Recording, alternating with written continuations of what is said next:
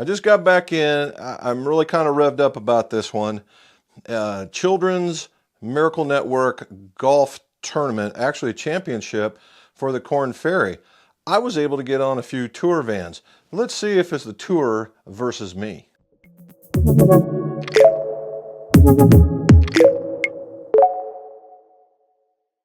Welcome back to the Mick Golf Shop. Jim McCleary here, where we review golf clubs, we talk about repairs, we talk about opinions, all that so your scores can go low.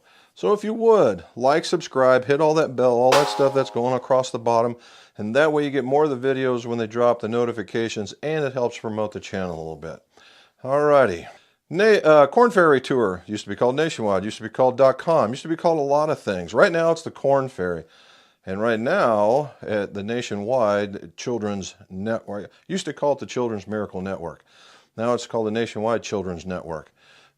Basically, it's a tournament that basically supports the hospital up there, and is specifically for children. All right, just so happens it's the next to last tournament for the championship on the Kornferry. So in the beginning, this wasn't a real visited type tournament. It was in October. It was later. Things were being settled already, and it was just kind of half-minded. Well, now it's got game, right? It's important.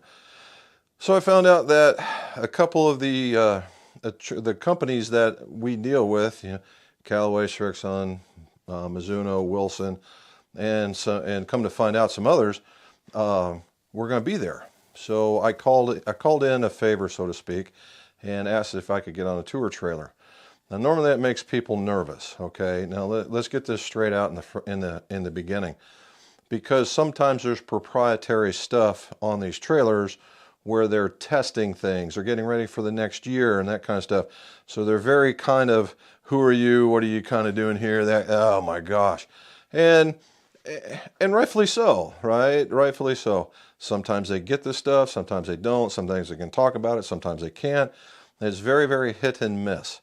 So, what I was there for is not to be a scout for new and stuff, although that's kind of a cool sidebar. I was there to see how the tour was doing it, see if there's some folks that I've known for a while, if they're still there, and some were, and how it compares. How does the tour do it versus me? And because that's how I tailored a lot of my stuff. So let's go take a look at some of the tour vans.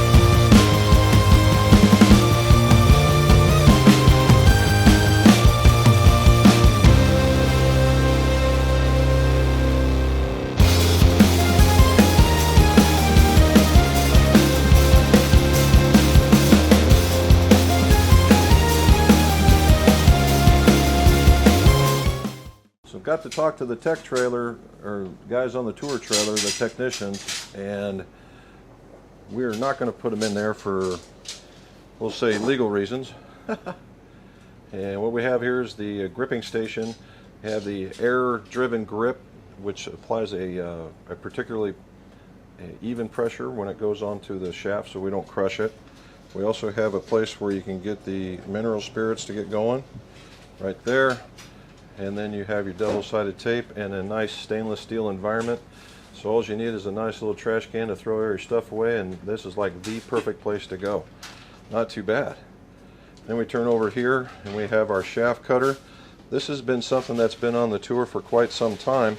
It's called the Griffin miter saw, and it can be used in conjunction with a downdraft puller, and you can try and keep your area nice and clean.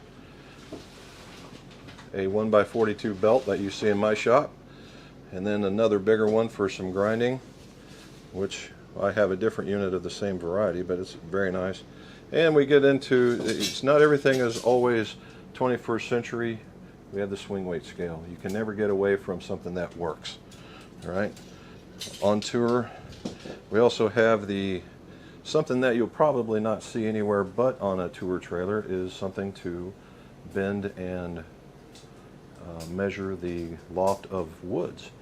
And we keep telling you can't do it because, well, we don't have the technology. Something like that with the clamshell. And then we have the assembly side with a shaft puller that's probably been in here since, Noah was making golf clubs, and it still works. And that's a good thing.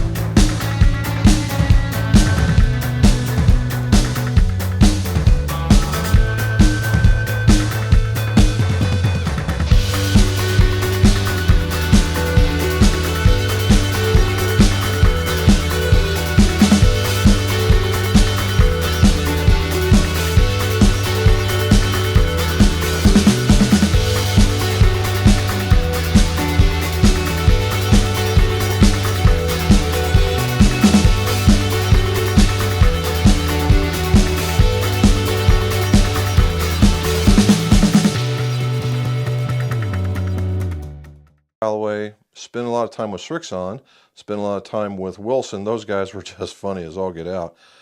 I got to talk to Nippon. Those guys are really nice.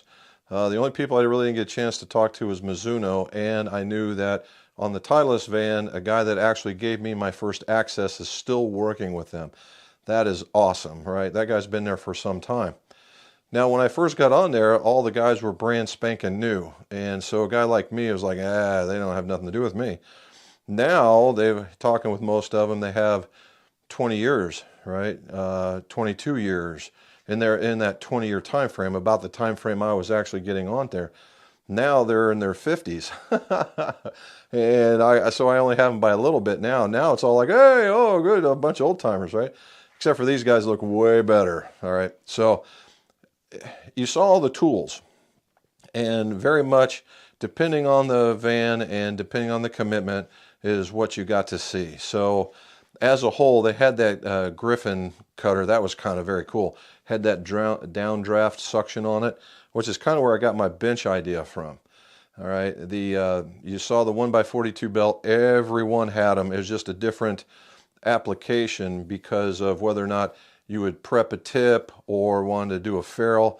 These guys are like, yeah, well, I'm going to use a sanding belt for doing a ferrule. And I'm like, what?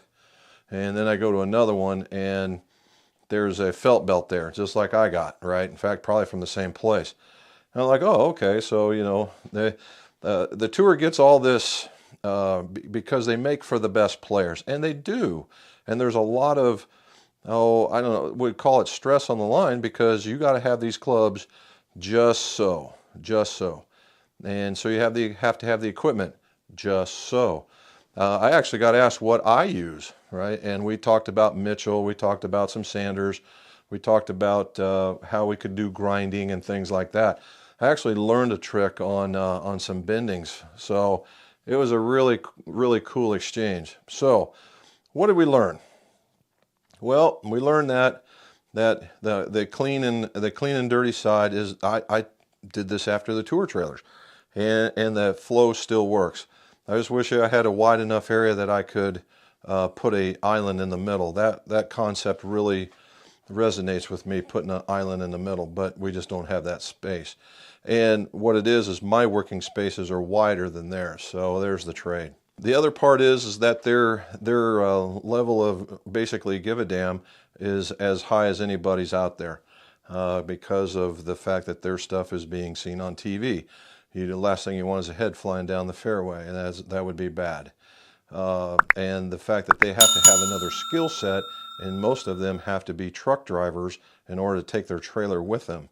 That's a pretty large responsibility, driving all of that hardware down the road and being safe. And then lastly, it's about knowledge of the product. And the cool part about it is that they're very knowledgeable about their stuff. They're very knowledgeable about the shafts that they use and the grips. They come along and they know, you're kind of relegated to size and shape and texture, but they know about that. So in their line, they're very, very knowledgeable. They're good, and that's great. So what do I think? Well, what I didn't see that I do extra, everything else is pretty much the same. They use the DPA-10 just like I do. They use the sanding belts just like I do. They mix it up just like I do. They set them on a rack just like I do. We do everything very, very similar. And so maybe I can say you get a tour van experience. The one thing that I do that they do not, that I do not do, is frequency. They really don't care too much about frequency or flex. Now, is that because everything they get on tour is awesome? No, they get boxes of shafts just like I do. It's just not important to them because it's such a small flickering that the player either adjusts or changes it out, right? And we don't have that option here. We have to get as close as we can because we're not giving out, free equipment because the sponsor people keep them in their stuff. So I think that's really where the change is at, right? We do the lofts and lies the same. We make sure it's all the same. And they use TrackMan and other launch monitors to give information just like I do in my fittings. So very much, I'd say we're pretty much on par with each other, except for the flex. Outside of that, they're dead solid. Well, we're all dead solid. We'll put it that way. So if you're looking for a tour van experience, here it is. So you're getting to see it just like that they would in a much more mechanical space. I do like their drawers. The drawers that they pull out, those were pretty cool, I have to admit. Uh, anyway, so if you have any questions about some of the stuff on the tour van, put them in the show notes below. I got to tell you, it was very, very cool. It's not for everybody, and not everybody will get in, but it is very cool in order for me to be able to share this with you.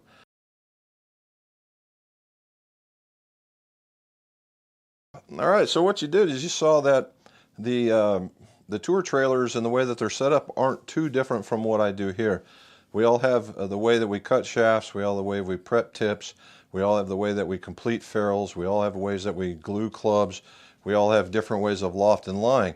Now, the one big thing that was a very common idea between all of the tour trailers is this Golf Instrument shaft puller. The guy's not in business anymore, I don't think, and it is an excellent shaft puller. Very pricey, and that's why. It's a quality machine, and much like I've been using mine for a long time, and it's no longer in being made, neither is theirs. But they don't do, there's not a lot of repair work. They don't do a lot of repair work. They can check, maybe pull a shaft only if it's asked and then done. Can they do it? Yes. Can they do it well? Even so. But do they do it? No, that's just not the nature of their business model. Now, the one thing that they didn't have was frequency. They didn't do a lot of flex checking. They're not big on flex. Flex is kind of a for them. And considering the level of golfer that they're dealing with, i.e. the elite less than 1%, then yeah, okay, well, you can probably get away with that. Here, we don't deal with just the elite, we deal with everybody, and giving them a more consistent club is pretty much what we're going to be doing. We're going to keep doing it.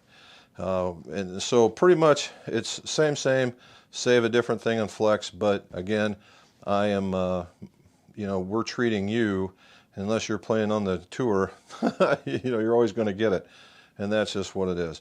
And we do the spine and flow. I don't believe they do very much of that either. And again, okay, that is certainly just a choice based on what the kind of services they're providing. That's all it is. So, tour versus me, who gets the upper hand? Well, if you're asking me, but I think we both do a very fine. If you're asking me, I think we both do a very fine job, and it's based on the people that we take care of, right? And certain things are important to them as they are here, and that's just what you got to know, right? They're a bunch of great guys.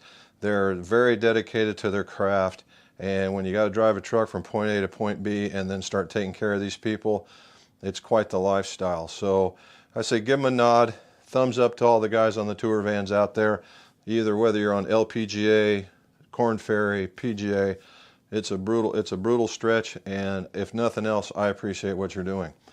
Now, what you're seeing up here on the way out is that you're probably a subscribe or one of these two sides. There's a go see a video, and over here. So if you would take a look, click on it and see if it's something that you might like. And as always, let's see your scores go low.